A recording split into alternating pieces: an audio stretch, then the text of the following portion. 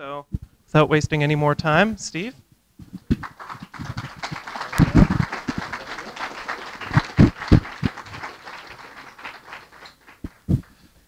Hello, everybody. I've been asked to introduce the next speaker, my niece, Jessica Ahlquist. So I thought I would tell a little story. And here's the first line. There was Jessica, soaking wet from head to foot, shivering in the cold air, screaming incoherently at the top of her lungs, completely naked. Now let me just say at this point that this story is completely true, and the second line puts the first line into kind of context, so it'll make more sense. Hold on. It was over 18 years ago when my brother and his wife asked me to be Jessica's godfather at a ceremony to take place at the S.A.N.E Vartanant's Armenian Apostolic Church. Now, my brother knew I was an atheist. At that time, it wasn't something I led with as in, hi, I'm Steve Ahlquist, an atheist. I wasn't closeted, really. But I didn't really talk about my non-belief that much. You know, I had a job, I had a family, I just wasn't really into, like, causing controversy. So to me, being Jessica's godfather and helping at the service was something nice to do for my family. My wife and I had never had our children baptized. We weren't religious, although my wife did eventually become a Unitarian Universalist. I was honored to be asked to be Jessica's godfather, but still I had reservations. The purpose of a baptism is twofold. The first, and the one I don't have a problem with, is to call together the extended family for a party to celebrate a new addition to the clan. The second purpose, and the one I objected to, is to wash away original sin, the sin that Adam and Eve stained our collective soul with when they ate the forbidden fruit in the Garden of Eden because of a talking snake. Now, I look at an unbaptized baby called a Uraka in the Armenian church and see beauty, potential, and innocence. But the Armenian priest, dressed like a wizard, sees damnation, sin, and the stain of evil. At the ceremony, the Uraka is taken from the Gankaryar, that's me, the godfather, and completely immersed in the water, a water basin at the front of the church. The priest takes the child, mutters the magic words in the name of the Father, the Son, and the Holy Spirit, dunks the child completely naked, splashed through the thing. So you get total immersion here. And he does it 3 times. 3 complete immersions, 1 for each member of the Trinity. That's how it works. Now, Jessica hated this. She was about a month and a half old. She screamed. She sputtered water because she inhaled some when she was underwater. She fought and she wriggled as best she could, but the priest simply held her in his hands, muttered some incantations, displaying her for the audience like Simba in The Lion King. Okay. I would love to say that the water fizzled as she entered it, or that a great voice boomed out from the heavens saying, "Behold she who will one day destroy me," or some such thing. But really, Jessica was just wet, cold, and miserable. We wrapped her in a towel, gave her back to her mother, who did her best to comfort her. Now, as the Gankaryar, I was made responsible for Jessica's spiritual welfare. Now, I must have done something right, because I've never met a brighter, braver spirit than hers. And in truth, she's taught me more about bravery and perseverance than I could ever teach her. And so I am happy to introduce to the great state of Connecticut, my niece, Jessica Ahlquist.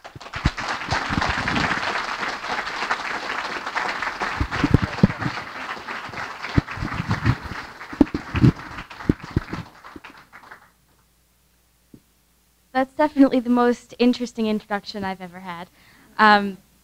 It's also quite embarrassing.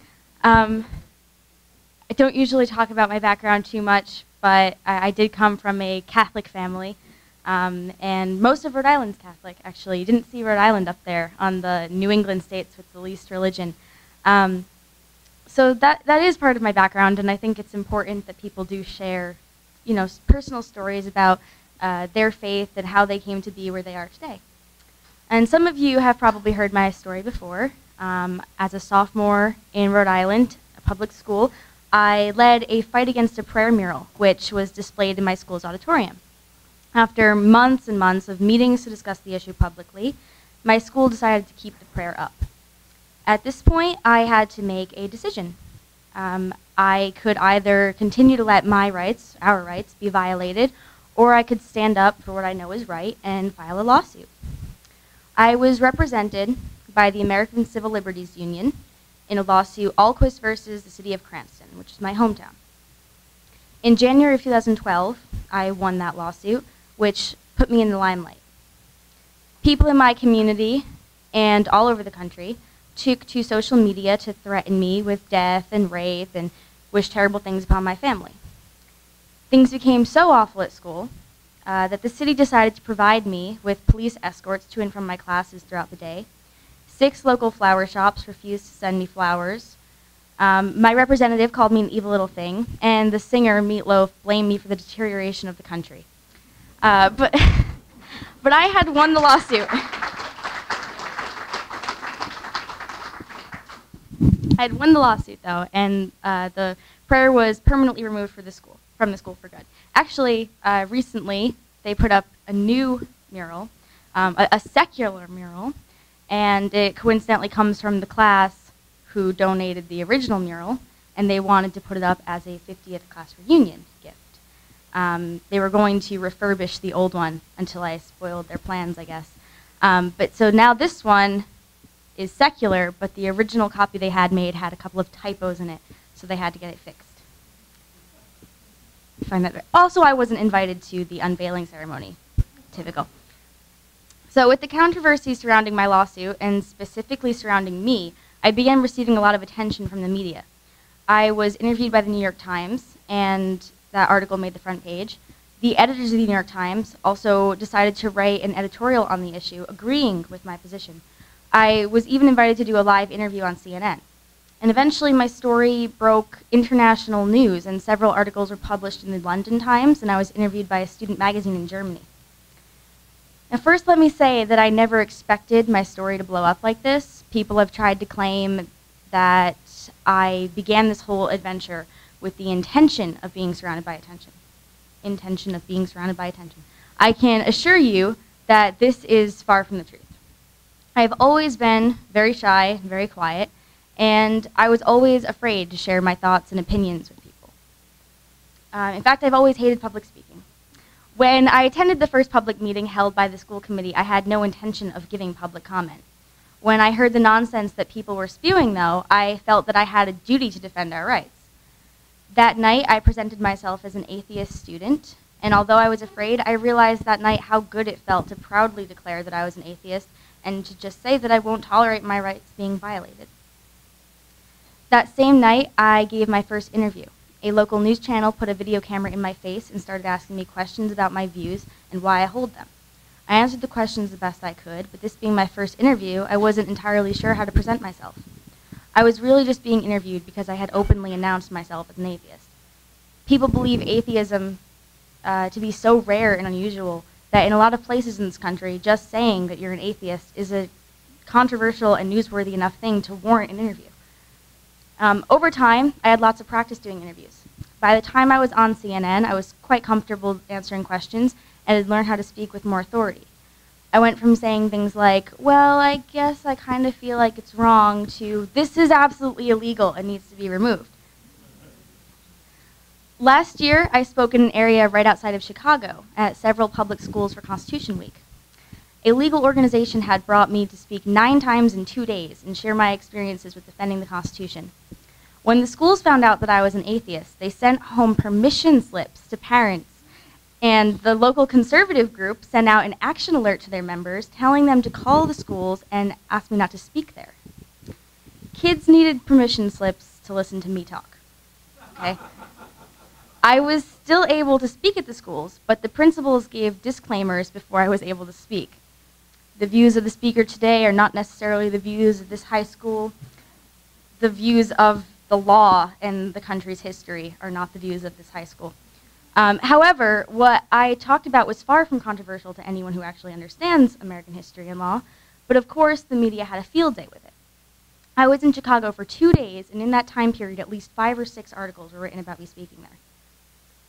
It should encourage you to know, though, that the people who were making a stink about my speaking there were parents, administrators, and members of the community. The students who listened to me speak that day were actually more supportive than not. I will admit that I was terrified to be back in a high school after everything that my own classmates had put me through, but these kids really listened to me. After each of the 9 talks, I was asked to prom, and kids asked if they could take their picture with me, although no one had known who I was until that day. And while I was reading the comments on the articles later, I noticed that a lot of the students had actually gone online to refute the claims that I had been preaching atheism to them in their school. And once again, though, the media is exactly what got the conversation going about atheism. And I was presented by a lot of students after I gave my talk, and they said, I haven't told anyone this, but I'm an atheist, and I just wanted to let you know that I support what you're doing. And I mean, that was at every single school after every single talk I did. And there's far more students who clearly don't believe than one would think. Throughout this whole lawsuit, and even still today, also, I receive emails and Facebook messages from people who want to tell me that they've seen my interview and wanted to let me know that they think I'm doing a great job. Of course, many of them tell me or ask me not to tell anyone this.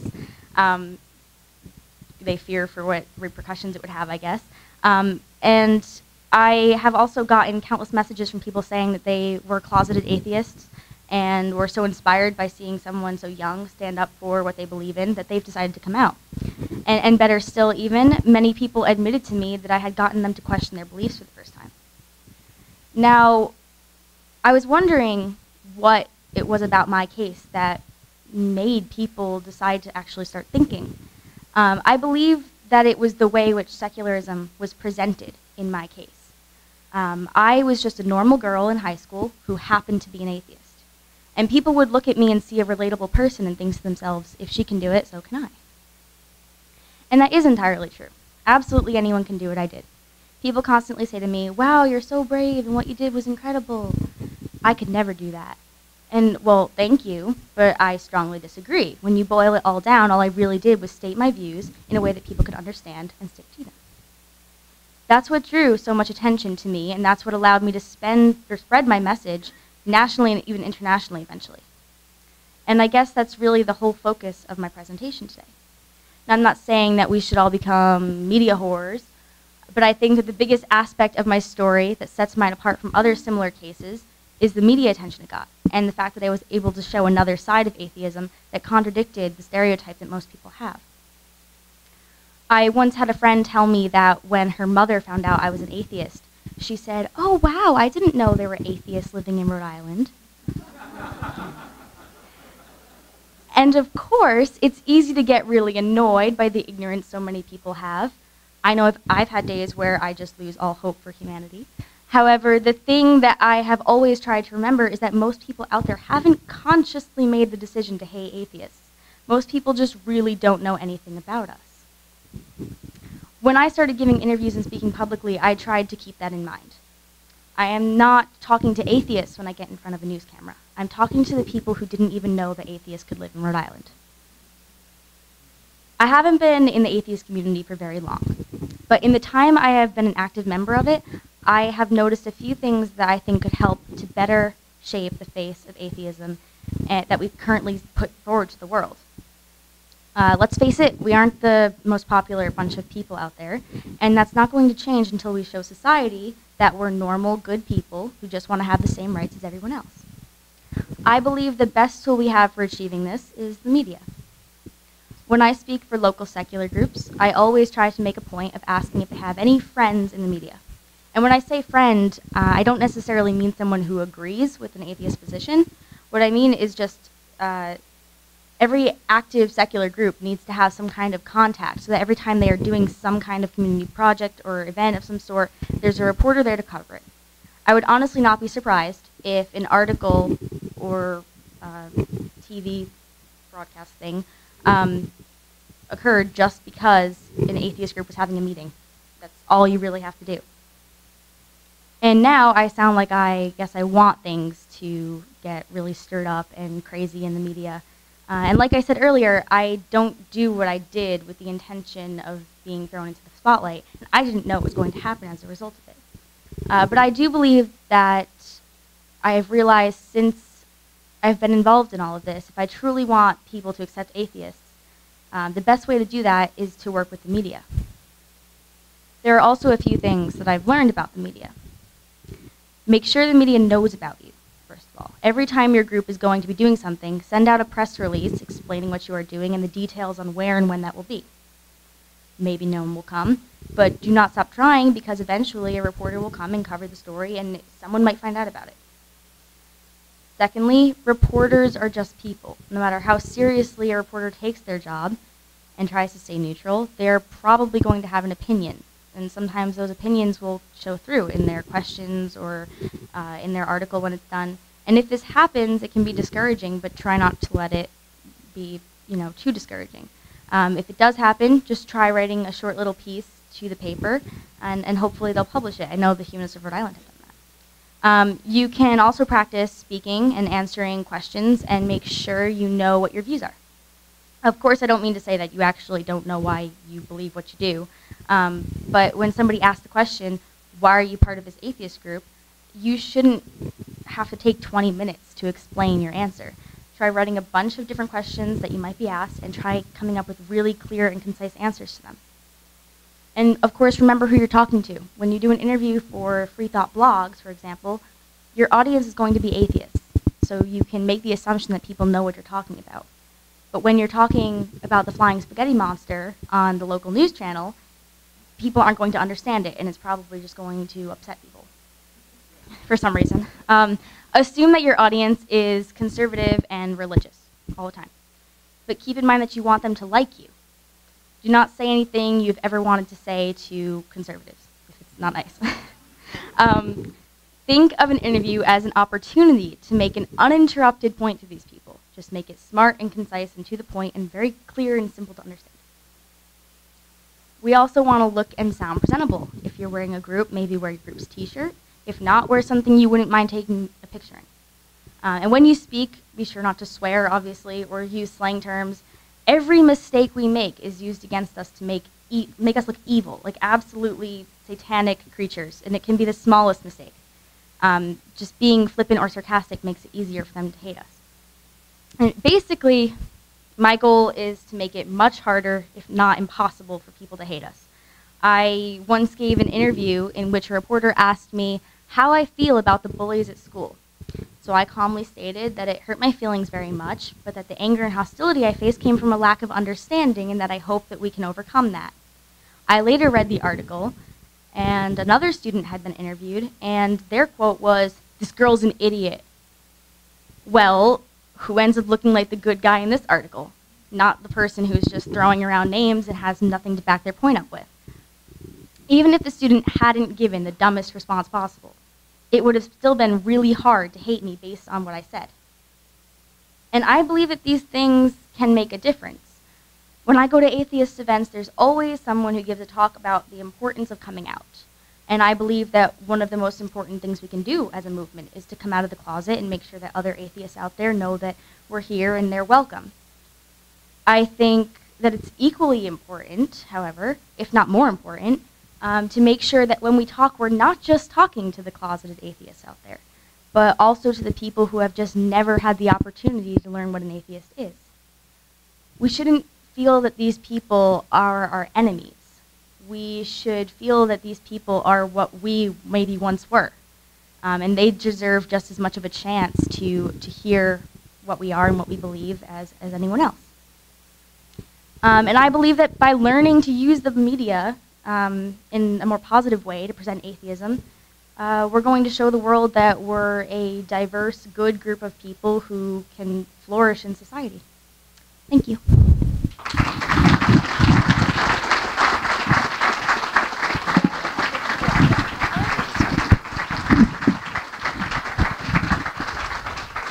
Thank you, Jessica. And we're actually going to have a few minutes for question and answer. So if we have any questions out there, again, unfortunately we don't have a wireless mic, but Neil way in the back.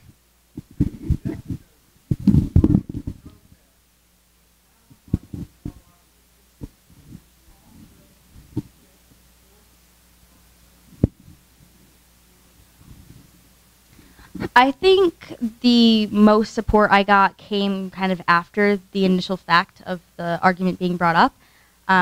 At the first meetings we went to, there were very, very few atheists. I think it was like 6 of us. and of course Steve was there. And we were pretty much isolated, and everybody else there was pretty heavily religious, there to basically say they wanted me kicked out of the state. And over time, though, as the media kind of put the story out there, people in Connecticut and Massachusetts, people were hearing about it on TV and the newspaper, and they actually started driving down to the meetings to kind of be on our side, I guess. And of course, online, I think, is the biggest place that I got the most media, not the most media, I'm sorry, the most support. I got it from, you know, Facebook and Twitter and things of that sort. So I also had a lot of, you know, online hate, but for the most part, the online stuff was overwhelmingly positive and kind of allowed me to feel like I had a lot more support.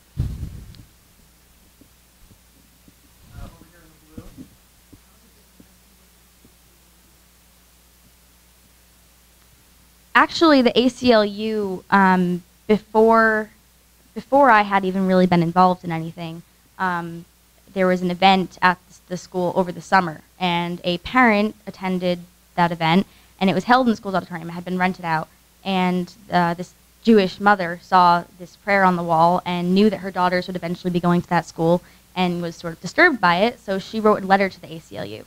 So actually, the ACLU had been contacted before I was even a part of this. And then, you know, after that, I read about it happening, and I wanted to be another voice in favor of this. And eventually, that parent kind of stopped having involvement because she realized that if she pursued a lawsuit, her daughters would probably be harassed at school, and her family would be discriminated against. And that's kind of where, I guess, the ACLU said, well, if it does come down to the school voting to keep the prayer up, would you be interested in filing a lawsuit? And I said yes.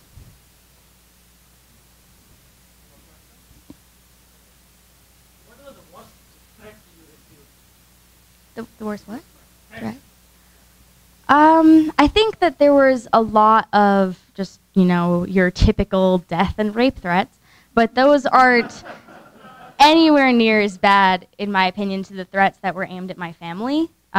Getting those was like really unnerving. I had a few that were like, oh, well, I know the license plates, you know, of the cars your parents drive, and I'm gonna like find them at work, and your sister, my sister's 2 years younger than me, and I have, you know, 2 other younger brothers actually, and it was just kind of a constant fear, worrying about my family, and I think that is kind of what got me the worst.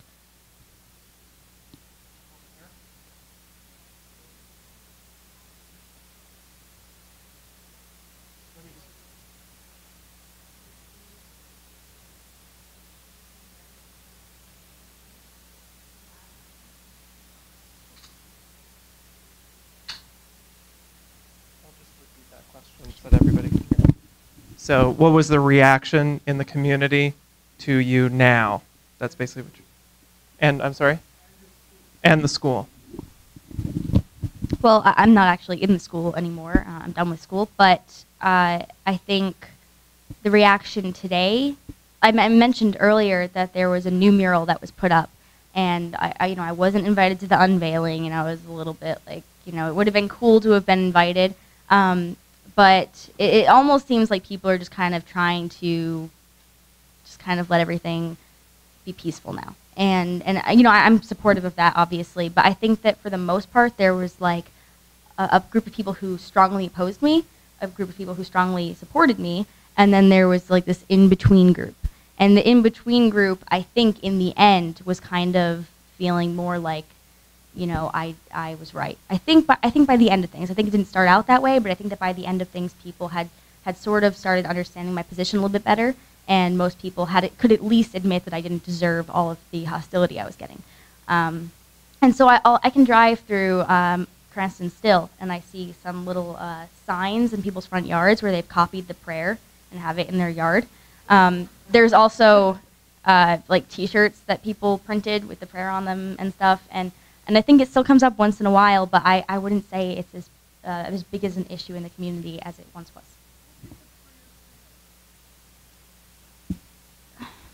The prayer was pretty lengthy, actually. It was a 6x8 mural that was like glued to the wall, basically. It looked like it was painted, but we later found out it was glued. So they cut the wall out. They cut out the whole piece of the wall. The prayer is started with Our Heavenly Father, comma, and it said, grant us each day, and it went on to just kind of, it was basically a good message. It was a good message about sportsmanship and teamwork and trying hard every day, but then it ended with Amen. And, you know, it started with Our Heavenly Father, and obviously that doesn't apply to all people and all students in the school, and it's really just blatant to me, and it was labeled school prayer, and they tried to say it wasn't a prayer, so.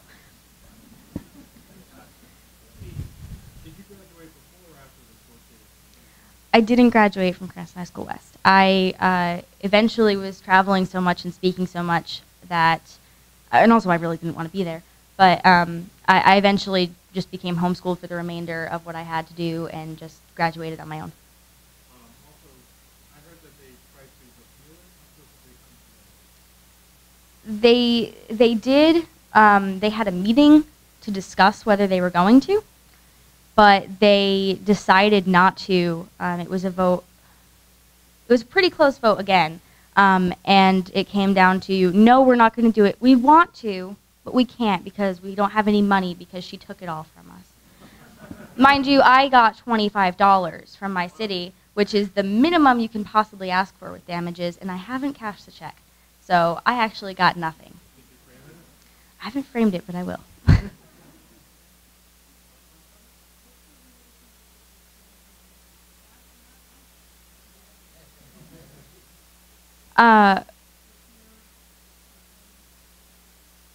They all support me. They all think that you know, what I did was necessary and don't want me to feel bad about it. Certainly, my sister now goes to that high school and she enjoys it.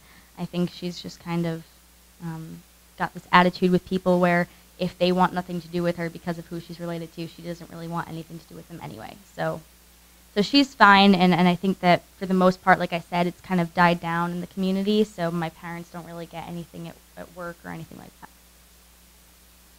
Okay, well, if there's no further questions, Thank you. Thank you very much, Jessica.